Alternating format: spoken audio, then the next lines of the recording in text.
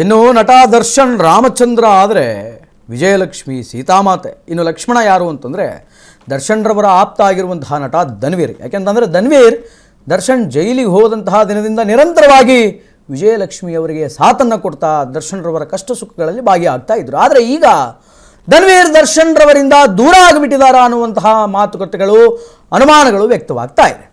ದರ್ಶನ್ ಒಂದೇ ಒಂದು ಸಂದೇಶವನ್ನು ತನ್ನ ಆಪ್ತ ಬಳಗದವರಿಗೆ ಕೊಟ್ಟಿದ್ದಾರೆ ಅನ್ನುವಂತಹ ಮಾಹಿತಿಗಳು ಕೇಳಿ ಬರ್ತಾ ಇದೆ.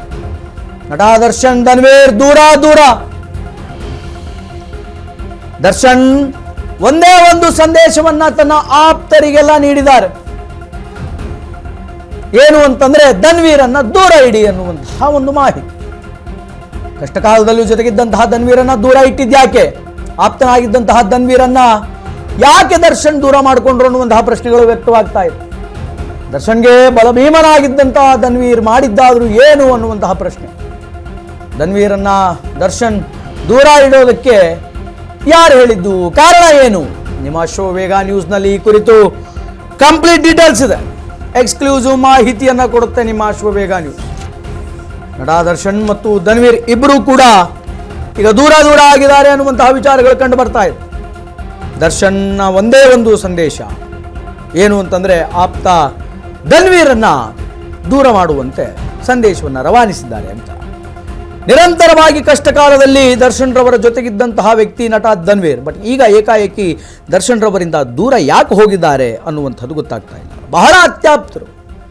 ದರ್ಶನ್ ಜೈಲಿಗೆ ಹೋದಂತಹ ದಿನಗಳಿಂದ ಹಿಡಿದು ಅದಾದ ಮೇಲೆ ಮೊನ್ನೆವರೆಗೂ ದರ್ಶನ್ ರವರ ಸಿನಿಮಾ ಏನು ರಿಲೀಸ್ ಆಯ್ತಲ್ಲ, ಆ ಸಿನಿಮಾ ರಿಲೀಸ್ ಆಗಿ ಆ ಸಿನಿಮಾ ರಿವ್ಯೂ ಬಂದು A to Z ಎಲ್ಲದಕ್ಕೂ ಕೂಡ ಜೊತೆಯಾಗಿದೆ.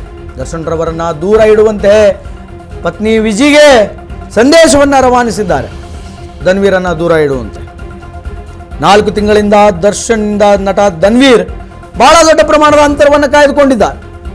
ಸುಪ್ರೀಂ ಕೋರ್ಟ್ಗೆ ಅರ್ಜಿ ಸಲ್ಲಿಕೆ ದಿನದಿಂದಲೂ ಕೂಡ ಈ ದೂರ ಅನ್ನುವಂತಹ ಒಂದು ವಾತಾವರಣ ನಿರ್ಮಾಣ ಆಗಿದೆ. ಸುಪ್ರೀಂ ಕೋರ್ಟ್ಗೆ ಅರ್ಜಿ ಸಲ್ಲಿಕೆ ಹಣಕಾಸಿನ ವಿಚಾರದಲ್ಲಿ ಎಡವಟ್ಟಾಗಿರಬಹುದಾ ಅನ್ನುವಂತಹ ಅನುಮಾನಗಳು ಕಾಡ್ತಾ ಇದೆ. ಹಣಕಾಸಿನ ವಿಚಾರದಲ್ಲಿ ಎಡವಟ್ಟೇನಾದರೂ ಮಾಡಿಕೊಂಡ್ರ ಧನ್ವೀರ್, ಆದ್ದರಿಂದ ಧನ್ವೀರ್ನಿಂದ ದೂರ ಉಳಿಯುವಂತೆ ದರ್ಶನ್ ಸಲಹೆಯನ್ನು ಕೊಟ್ಟಿದ್ದಾರೆ ಅನ್ನುವಂತಹ ಮಾತುಗಳು ಈಗ ವಲಯದಲ್ಲಿ ಕೇಳಿಬರ್ತಾ ಇದೆ. ಕೇಸ್ ವಿಚಾರವಾಗಿಯೂ ಕೂಡ ಗುಟ್ಟನ್ನು ಬಿಟ್ಟು ಕೊಡದಂತೆ ಕಿವಿ ಮಾತನ್ನು ಕೂಡ ಹೇಳಿದ್ದಾರೆ. ಕೇಸಲ್ಲಿ ಏನಾಗ್ತಾ ಇದೆ ಏನಿಲ್ಲ ಅನ್ನುವಂತಹ ಯಾವ ವಿಚಾರವೂ ಕೂಡ ಧನ್ವೀರಿಗೆ ಗೊತ್ತಾಗೋದು ಬೇಡ ಅನ್ನುವಂತಹ ಸಂದೇಶವನ್ನು ಪತ್ನಿ ವಿಜಯಲಕ್ಷ್ಮಿ ಅವರಿಗೆ ನಟ ದರ್ಶನ್ ಕೊಟ್ಟಿದ್ದಾರೆ. ಯಾವಾಗ ಸುಪ್ರೀಂ ಕೋರ್ಟ್ಗೆ ಅರ್ಜಿಯನ್ನು ಸಲ್ಲಿಕೆ ಮಾಡಲಾಯಿತೋ ಆ ದಿನದಿಂದ ಇಬ್ಬರ ಮಧ್ಯೆ ಒಂದು ಅಂತರ ಅನ್ನುವಂಥದ್ದು ನಿರ್ಮಾಣವಾಗಿದೆ. ಯಾವಾಗಲೂ ನಿರಂತರವಾಗಿ ದರ್ಶನ್ ರವರನ್ನು ನೋಡೋದಕ್ಕೆ ಜೈಲಿಗೆ ಹೋಗ್ತಾ ಇದ್ದಂತಹ ಧನ್ವೀರ್ ಈ ಮಧ್ಯೆ ಹೋಗ್ತಾ ಇಲ್ಲ. ಅದಕ್ಕೆ ಸಂಬಂಧಪಟ್ಟಂತಹ ಯಾವ ವಿಡಿಯೋಗಳು, ಫುಟೇಜಸ್ಗಳು, ಫೋಟೋಗಳು ಕೂಡ ಯಾರಿಗೂ ಲಭ್ಯವಾಗಿಲ್ಲ. ಯಾಕಂದರೆ ಹೋಗೇ ಇಲ್ಲ. ಹೀಗಾಗಿ 4 ತಿಂಗಳಿಂದ ಅಂತರವನ್ನು ಕಾಯ್ದುಕೊಂಡಿದ್ದಾರೆ. ಹಣಕಾಸಿನ ವಿಚಾರದಲ್ಲಿ ಏನಾದರೂ ಎಡವಟ್ಟು ಮಾಡ್ಕೊಂಡ್ರಾ ಧನ್ವೀರ್ ಅನ್ನುವಂತಹ ಪ್ರಶ್ನೆಗಳು ಕೂಡ ಕಾಡ್ತಾ ಇದೆ. ಅಡ್ವಾಂಟೇಜ್ ಏನಾದರೂ ತಗೊಂಡ್ರಾ ದುಡ್ಡಿನಿಂದ ಗೊತ್ತಿಲ್ಲ. ಒಂದು ವೇಳೆ ಹಾಗೇನಾದರೂ ಎಡವಟ್ಟಾಗಿದ್ದಕ್ಕೆ ದರ್ಶನ್ ರವರು ದೂರ ಮಾಡಿದ್ರಾ ಗೊತ್ತಿಲ್ಲ. ಇದಕ್ಕೆ ಸಂಬಂಧಪಟ್ಟಂತೆ ನಮ್ಮ ಶಿವವೇಗ ನ್ಯೂಸ್ನ ಪ್ರತಿನಿಧಿ ಅರುಣ್ ದೂರವಾಣಿ ಸಂಪರ್ಕದಲ್ಲಿದ್ದಾರೆ. ಅರುಣ್ ಅವ್ರನ್ನ ಮಾತಾಡಿಸ್ತೀನಿ. ಅರುಣ್, ಏನಿದು ದರ್ಶನ್ರ ಆಪ್ತನಾಗಿರುವಂತಹ ಧನ್ವೀರ್ ಈಗ ದರ್ಶನ್ ರವರಿಂದ ಅಂತರವನ್ನು ಕಾಯ್ದುಕೊಂಡಿದ್ದಾರೆ ಅನ್ನುವಂತಹ ವಿಚಾರ ಬೆಳಕಿಗೆ ಬರ್ತಾ ಇದೆ. What's your opinion on that? Srinivas, ಅಂದ್ರೆ ದರ್ಶನ್ಗೆ ಪರಪ್ನಗರ ಜೈಲು ಹೋದಾಗಿಂದ ಇರ್ಬೋದು, ದರ್ಶನ್ ಅವರನ್ನ ಬಳ್ಳಾರಿ ಜೈಲಿನಿಂದ ಕರ್ಕೊಂಡು ಬಂದಿರುವಂತದ್ದು ಇರ್ಬೋದು, ಎಲ್ಲಾ ವಿಚಾರಗಳಲ್ಲೂ ಬಳಗೈ ಬಂಟ ಅಂತ ಹೇಳ್ಕೊಂಡಿರ್ತಾ ಇದ್ದಂತಹ ನಟ ಧನ್ವೀರ್ ಇದೀಗ ದರ್ಶನ್ ಅವರಿಂದ ದೂರ ಆಗಿದ್ದಾರೆ ಅನ್ನೋ ಮಾತುಗಳು ಸಹ ಕೇಳಿ ಬರ್ತಾ ಇರುವಂತದ್ದು. ಮತ್ತೆ ಅದ್ರ ಜೊತೆಗೆ ಕೆಲವೊಂದಷ್ಟು ಸನ್ನಿವೇಶಗಳಲ್ಲಿ ಎಲ್ಲೂ ಸಹ ದರ್ಶನ್ ಅಂದ್ರೆ ಧನ್ವೀರ್ ಕಾಣಿಸ್ಕೊಂಡಿಲ್ಲ ಅನ್ನೋದು ಸಹ ಒಂದು ಚರ್ಚೆಗೆ ಗ್ರಾಸವಾಗಿರುವಂತದ್ದು. ಯಾಕಂದ್ರೆ ಮೊನ್ನೆ ಏನು ವಿಜಯಲಕ್ಷ್ಮಿ ಮತ್ತೆ ದರ್ಶನ್ ಅವರ ವಿವಾಹ ವಾರ್ಷಿಕೋತ್ಸವ ಏನಿತ್ತು ಆ ಒಂದು ಸಂದರ್ಭದಲ್ಲೂ ಸಹ ಅವರು ಜೈಲಿಗೆ ಭೇಟಿಯನ್ನ ಕೊಟ್ಟಿಲ್ಲ. ಅದ್ರ ಜೊತೆಗೆ ಏನು ಸುಪ್ರೀಂ ಕೋರ್ಟ್ ವಿಚಾರಣೆ ಸಂದರ್ಭದಲ್ಲಿ ಒಂದು ಹಣಕಾಸಿನ ವಿಚಾರಕ್ಕೆ ಮಧ್ಯಸ್ಥಿಕೆ ಅಂದ್ರೆ ಮನಸ್ತಾಪ ಉಂಟಾಗಿ ದರ್ಶನ್ ಅವರೇ ಖುದ್ದು ಧನ್ವೀರ್ ಅವರ ದೂರ ಇರುವಂತ ಹೇಳಿರುವಂತ ಮಾಹಿತಿ ಸಹ ಕೇಳಿ ಬರ್ತಾ ಇರುವಂತದ್ದು. ಜೊತೆಗೆ ಏನಂದ್ರೆ ಈ ಹಿಂದೆನೂ ಸಹ ಏನು ದರ್ಶನ್ ಅವರನ್ನ ಏನು ಜೈಲಿಂದ ಬಿಡುಗಡೆ ಆದಂತ ಬಳ್ಳಾರಿ ಜೈಲಿಂದ ಏನು ಬಿಡುಗಡೆ ಆದ್ರು ಅಲ್ಲಿಂದನೂ ಸಹ ಬೆಂಗಳೂರವರೆಗೂ ಅವರೇ ಕಾರ್ ಓಡಿಸ್ಕೊಂಡು ಬಂದಿದ್ರು.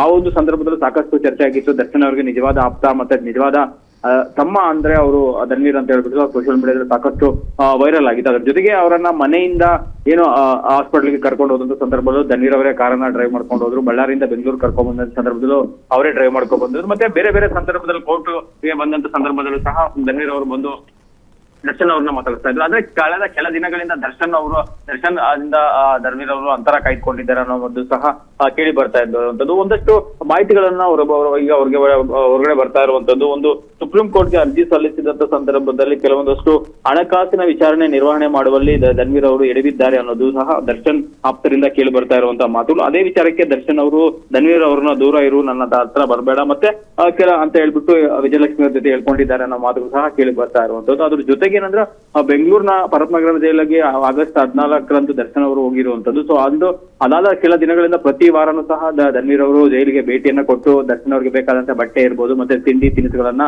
ಕೊಡ್ತಾ ಇದ್ರು ಶ್ರೀನಿವಾಸ್. ಆದ್ರೆ ಕಳೆದ 4 ತಿಂಗಳಿಂದಲೂ ಸಹ ಅವರು ಎಲ್ಲೂ ಕಾಣಿಸ್ಕೊಂತಾ ಇಲ್ಲ, ಮತ್ತೆ ಯಾವ ವಿಚಾರದಲ್ಲೂ ತಲೆಯನ್ನ ತೂರಿಸ್ತಾ ಇಲ್ಲ ಅನ್ನೋದು ಸಹ ಗೊತ್ತಾಗಿರುವಂತದ್ದು. ಇಲ್ಲೆಲ್ಲ ಒಂದ್ ಕಡೆ ನೋಡೋದಾದ್ರೆ ದರ್ಶನ್ ಧನ್ವೀರ್ ಅವರು ದೂರ ಆಗ್ತಾ ಇದಾರೆ ಅನ್ನೋದು ಸಹ ಈಗ ಸದ್ಯಕ್ಕೆ ಕೇಳಿ ಬರ್ತಾ ಇರೋದು.